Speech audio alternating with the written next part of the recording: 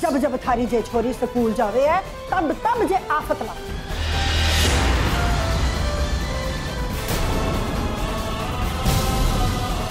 अब जे हमारा आखिरी फैसला है कि थारी जे छोरी स्कूल ना जाए। भाई साहब पे तो आपको पूरा भरोसा है ना,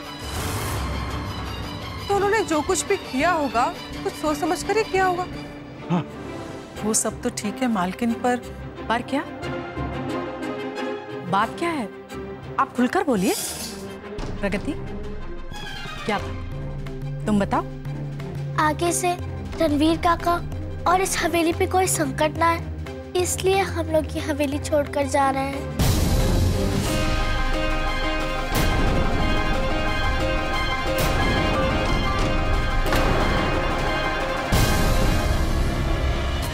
अच्छा, आप लोगों के यहाँ से चले जाने से रणबीर और ये हवेली सुरक्षित हो जाएंगे, यही कहना चाहती हो ना? वो क्या है ना दादी सा, रणबीर काका जैसे लोग इस दुनिया में बहुत कम हो गए हैं, और हमारी टीचर जी ऐसे लोग की बहुत तारीफ करें।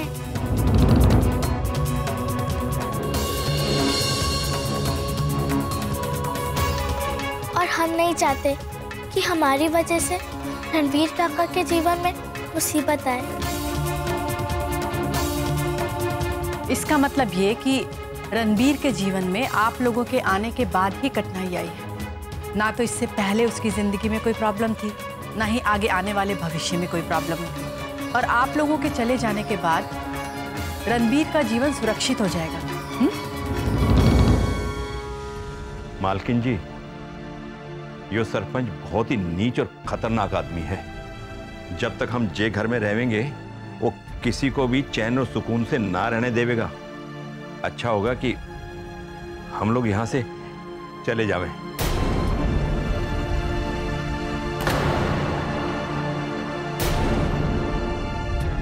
भाई साहब, अभी आप सिर्फ सरपंच को जानते हैं, आप मुझे नहीं जानते। मैं ऐसे सरपंचों से रोज कोर्ट में निपटता हूं। आप बिल्कुल भी चिंता मत कीजिए भाई साहब। तुम्हारे लिए बनवारी जैसा है, हर जीवन में दुख ना देख सकूं मैं। मासा, आप बात को समझने की कोशिश क्यों नहीं कर रही? आज आपने देखा नहीं कि क्या हुआ, कैसे माँ के आते ही सरपंच और उसकी फौज भाग खड़ी हुई थी। माँ का काम ही आप जैसे लोगों को उनका अधिकार दिलाना है। माँ मानवाधिकार आयोग में है, ये एक सरकारी संस्था है जो आम लोगों को उनका अधिकार और महिलाओं को उनका हक दिलाने के लिए देश भर में लड़ाई लड़ती है।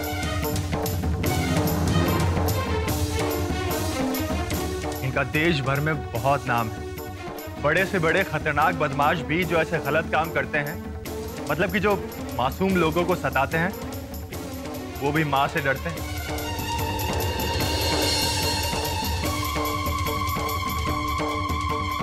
और हाँ माँ साहब, एक बात और,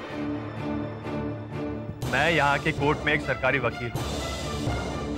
मैं जल्दी सरपंच का कोई स्थायी उपाय कर दूंगा। उसे कोर्ट और कचहरी के ऐसे चक्कर में फंसाऊंगा कि जिंदगी भर तड़पता रहेगा।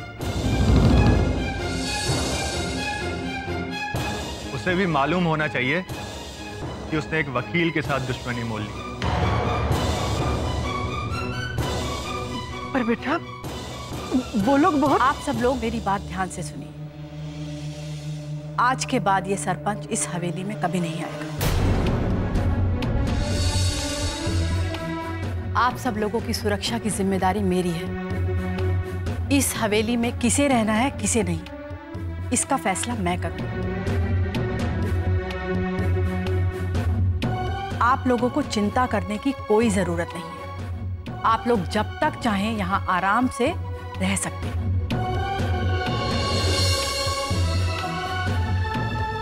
और अब तो आपके जीवन यापन का रोजगार भी आपको मिल गया है और प्रगति बढ़ रही है। उसके शिक्षा का साधन भी यहाँ है।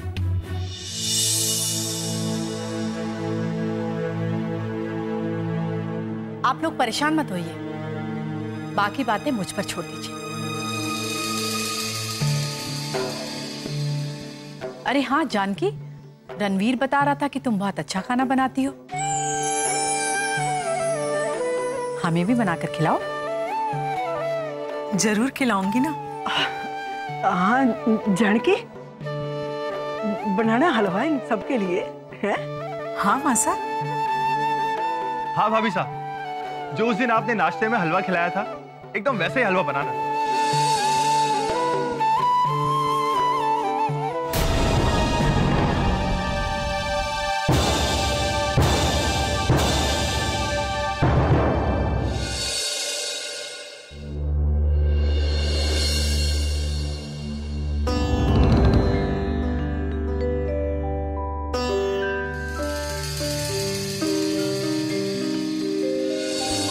मैं यहाँ के कोर्ट में एक सरकारी वकील हूँ।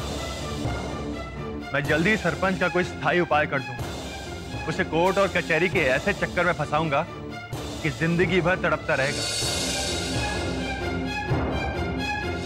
आज के बाद ये सरपंच इस हवेली में कभी नहीं आएगा। आप सब लोगों की सुरक्षा की जिम्मेदारी मेरी है। इस हवेली में किसे रहना है किसे नहीं, इसका फैसला मैं करूंगी। आप लोगों को चिंता करने की कोई जरूरत नहीं है। आप लोग जब तक चाहें यहां आराम से रह सकते हैं।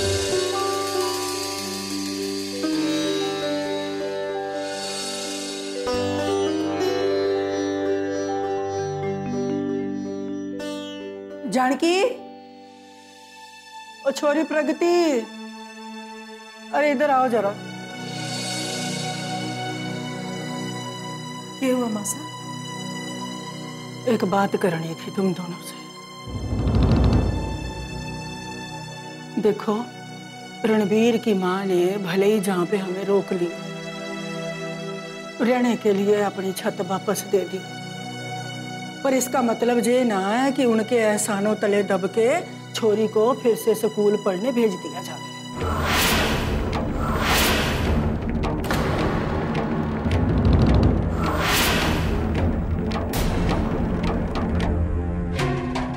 आंखें फाड़ फाड़ के देखे हैं।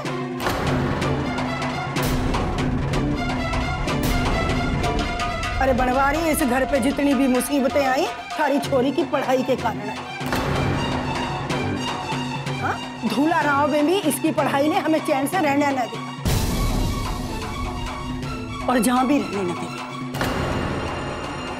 अरे अठे के कहीं भी ना रहने देवेगी। इसलिए मैं जो कह रही हूँ कान खोल के सुनो। जे छोरी आज के बाद स्कूल ना जाए।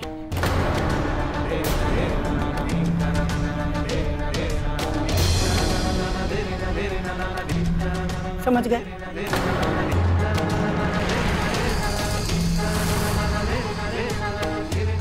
मासा, ये बात बीत गई तो बीत गई, अब इससे बीत गई सो बीत गई। छोरा, अरे के हो गयो थारी अक्कल को? तन्ने लागे है कि बात बीत गई। बात बीती ना है, अरे जो की तो है। हाँ, जाने ना, आज जो महाभारत घटी वो सारी इसकी पढ़ाई की वजह से घटी। बार बार गड्ढे में गिरने से भी ये बात तुम लोगों की समझ में ना आवे। कब अक्ल आवेगी तुम दोनों को, जब सबकी जान जाके रहेगी।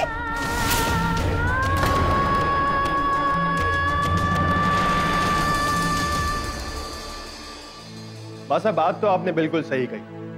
इंसान को अपनी भूल से सबक लेना चाहिए, लेकिन ऐसा भी तो हो सकता है कि जिसे आप अपने लिए गलत समझ रही हो, दरअसल वो सही कदम है।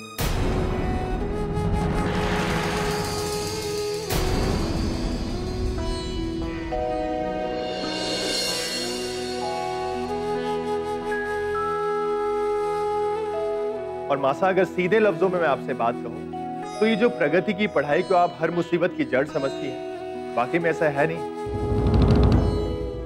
क्योंकि ज्ञान किसी भी मुसीबत की जड़ नहीं होता, बल्कि ज्ञान तो हर मुसीबत का समाधान होता है।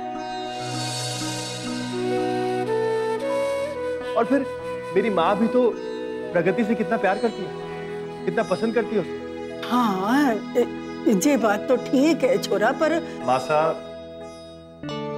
आप इतना मत सोचिए। ये जो आप इतना सोचती है ना, इसलिए इतना घबराती रहती है। प्रगति अगर बढ़ेगी तभी आपकी सभी मुसीबतों का समाधान है। छोरा, मैं थारी बात समझू और थारी बात मने भली भी लागे है, पर मासा, आपने मेरी माँ का रुतबा देखा नहीं, फिर भी अगर आप घबराई हुई हैं या आपको संदेह है, इसका मतलब या तो आपको मुझ पर या मेरी माँ पर भरोसा ही नहीं। ना ना छोरा, ऐसी बात ना है। वो थारे पे, थारी माँ पे तो मने पूरा भरोसा है। तो बस फिर सोचिए मत, घबराइए मत, कुछ नहीं होगा।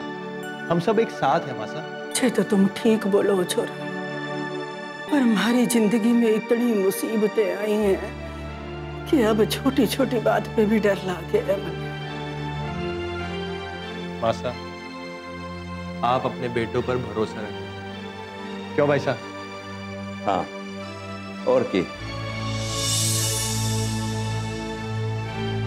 जीते रहो दोनों, जीते रहो।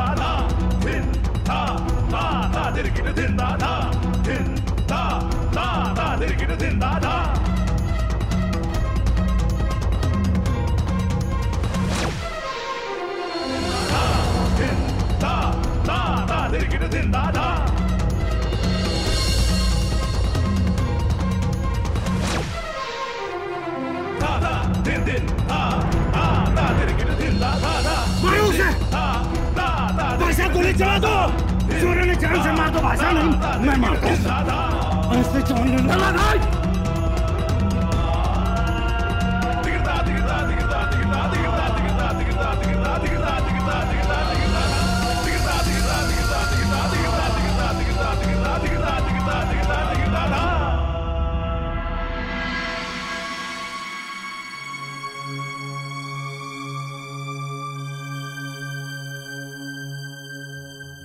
माँ, माँ आप इतना परेशान क्यों हैं? अब तो सब कुछ ठीक हो गया। हाँ, अब सब ठीक हो गया रणबीर, पर रणबीर मुझे अचानक सारी घटनाएं फिर से याद आ गई। मन बेचैन हो गया। माँ, ऐसी सिचुएशन हमने पहले भी न जाने कितनी बार हैंडल की है, बट आपको इतना परेशान मैंने कभी नहीं देखा। हाँ, लेकिन पहले हमने ज्यादातर दूसरों की परेशानियों में अपने आप को कठिनाइयों में डाला है Ranbir.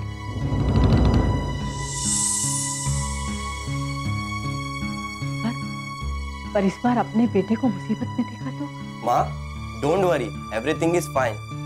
Now you be happy, okay? हाँ, वो सब ठीक है। रणबीर, तुम्हारा काम अगर खत्म हो गया तो हम लोग सुबह ही शहर चलते हैं। नहीं माँ, मेरे केस का काम अभी बाकी है, मुझे कुछ दिन और रुकना पड़ेगा। लेकिन अगर आप और करण चाहें तो सुबह शहर के लिए निकल सकते हैं। माँ, आपने मुझसे वादा किया था ना कि आप मुझे यहाँ रहने दोगे। This is not fair. हाँ माँ। और माँ, मैं यहाँ कुछ दिन और रुकना चाहता हूँ, गाँव देखना चाहता हूँ। पहली बार तो मौका मिला है गाँव देखने का माँ। और भैया भी तो यही है ना माँ, प्लीज माँ।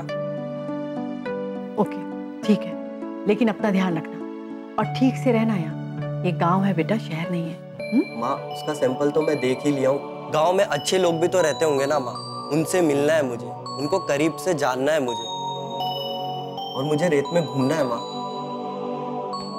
माँ, आप करण की फिक्र बिल्कुल मत कीजिए, और फिर मैं भी तो यहाँ पर हूँ। आप करण को कुछ दिन यहाँ रुक जाने दीजिए। प्लीज माँ। ठीक है, लेकिन मैं सुबह निकल जाऊंगी रणबीर, क्योंकि मुझे शहर में बहुत जरूरी काम है। जी माँ, मैं आपके जाने का इंतजाम करवा देता हूँ, लेकिन फिलहाल पहले डिनर कर लेते हैं हम लोग। तुम चलो, मैं आती हूँ। जी माँ।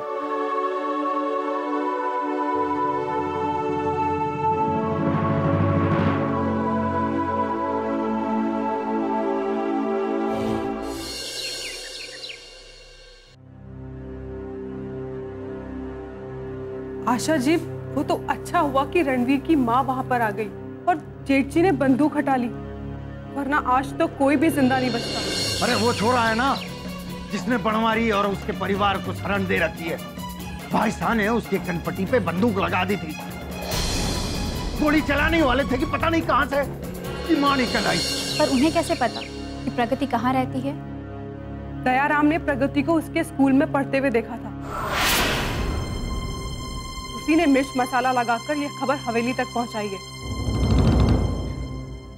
ऐसा अच्छा है कि प्रगति पढ़ाई कर रही है, मगर ये दयाराम कभी नहीं सुधरेगा। इस पूरे बवाल का गुस्सा प्रगति और उसकी पढ़ाई पर उतरेगा। आशा जी, खतरा भी टला नहीं है। ये जो गुड़िया के बापू सा है ना, ये अपने आप को बहुत अपमानित महसूस कर रहे हैं, हर वक्त बदला लेने की बात करते हैं। ठीक है भाई साहब, आपकी इस खामोशी ने हमारे सवालों का जवाब दे दिया, लेकिन आज से वो चोरी प्रगति हमारी दुश्मन नहीं, बल्कि वो चोरा और उसकी मां हमारे सबसे बड़े दुश्मन हैं। इसके पहले कि ये लोग इनके खिलाफ कुछ बुरा करें, हमें प्रगति और उनके परिवार को सचेत करना ही होगा। और मुझे तो डर है कि प्रगति के परिवार के साथ साथ रणवीर की जान को भी खतरा है। आप जानती हैं उस गांव का नाम? मुझे गांव का नाम तो नहीं पता, लेकिन आप दयाराम से मालूम कर सकती हैं। दयाराम सरपंच का सबसे बड़ा चमचा है। वो मुझे कभी भी कुछ नहीं बताएगा। कोई उपाय तो निकालना ही पड़ेगा। किसी ना किसी तरीके से मुझे दयाराम के मुंह से निकलवाना होगा प्रगति और उसका परिवार कौन से गांव में।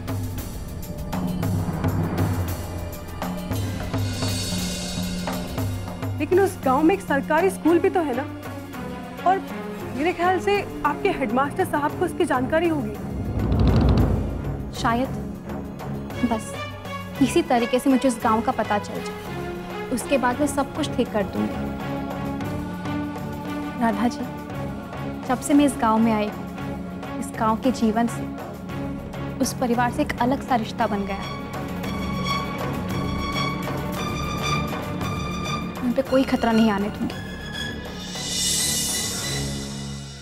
राधा जी, मुझे तो समझ ही नहीं आ रहा कि मैं आपका धन्यवाद किस तरीके से करूं। आशा जी, धन्यवाद की औपचारिकता की कोई जरूरत नहीं है। मेरा बस चलता तो मैं हर कदम पे आपके संघर्ष में आपका पूरा साथ देती। विडंबना ऐसी है कि किस्मत ने मुझे एक ऐसे बंधन में बांध दिया है कि मैं इस बंधन को चाह कर भी नहीं तोड़ पा रही। ऐसा नहीं है राधा जी, आप उन राक्षसों के बीच पर रह के इतनी सहायता कर रही हैं, ये किसी आंदोलन से कम नहीं है। मैं आपकी हिम्मत की सराहना करती हूँ। ये एक मिसाल है कि आप जैसी अच्छी सोच रखने वाली महिला ही ये सब कुछ कर सकती है। मैं अभी दयाराम से बात करती हूँ, शायद कुछ बता दे प्रगति के बारे में। हाँ, मैं भी चलती हूँ। हवेली में किसी को शक हो गया तो मुसीबत हो जाएगी।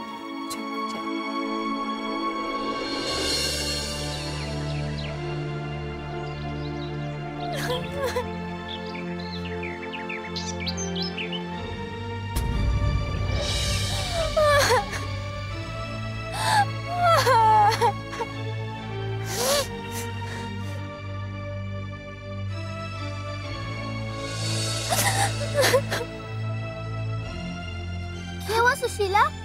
छोटे बेटे रो क्यों रही है? तैयार नहीं हुई? स्कूल नहीं जाना है क्या?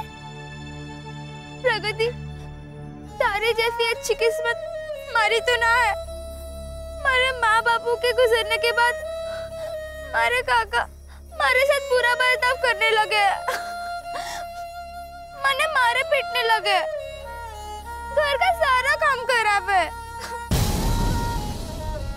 जे तो मैं सब काम खुशी खुशी कर लेती हूँ, पर वो मन ने स्कूल जाने से भी रोके।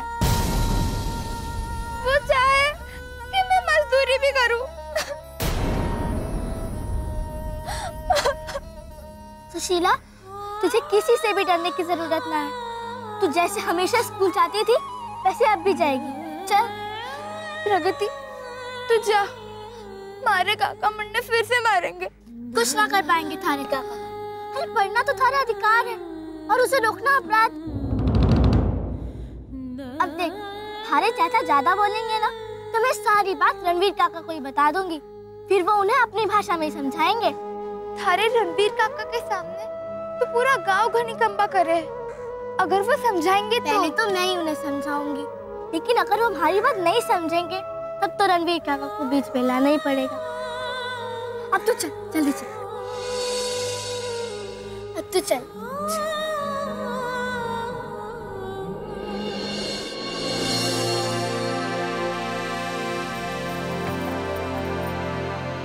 तरना तरना तरना। मैडम जी आप नमस्ते। आप बाहर क्यों खड़ी है? अंदर आइए, अंदर। ना वो क्या है ना कि हमारी लुगाई मायके गई है ना, तो सारा सामान बिखरो पड़ो है। आप खड़ी क्यों है? बैठिए ना। देखिए ना, मैं चाय बना रहा था, चाय बनाते बनाते मारो हाथ जल गए। मैंने लगा कोई तो आने वाला, और देखिए ना आप आ गई। मैं चाय लेकर आता हूँ। नहीं, मैं चाय पी कर आई। अरे तो ये हो गया मैडम जी, चाय तो जितनी मिले उतनी चाय पी लो। कहते हैं चाय पीने से ना दिमाग तेज चले, और वैसे भी आपका दिमाग बहुत तेज चले। बस इधर से गुजर रही थी तो सोचा तुम्हारा हाल चाल पूछ लूं। अरे वाह। वैसे स्कूल कैसा चल रहा है?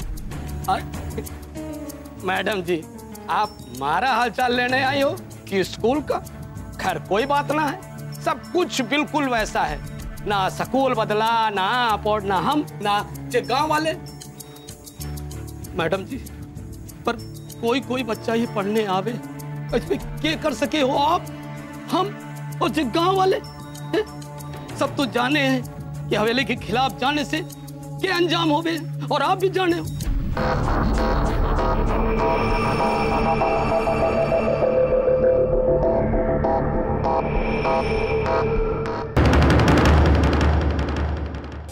घर की बहू बेटी की लाज लिहाज की इतनी ही चिंता थी तो क्यों बनाया उसे शिक्षा मित्र?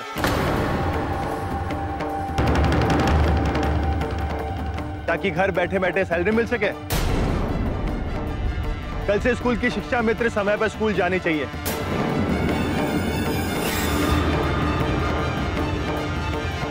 अभी तुम देखो कि शिक्षा मित्र नई हो या पुरानी।